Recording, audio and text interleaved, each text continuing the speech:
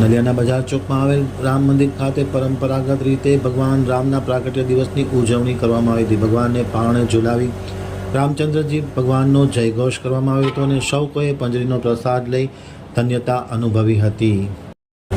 હવે જે નલિયા આમતેક ન્યૂઝ બ્યુરોમાંથી હિરેન ગોસ્વામીનો એક વિસ્તૃત અહેવાલ. નલિયામાં પ્રતિવર્ષની માફક આ વર્ષે પણ રામનવમીનું પર્વ ભારે ઉમંગ અને ધમાકેદાર ઉજવણી કરવામાં આવી હતી.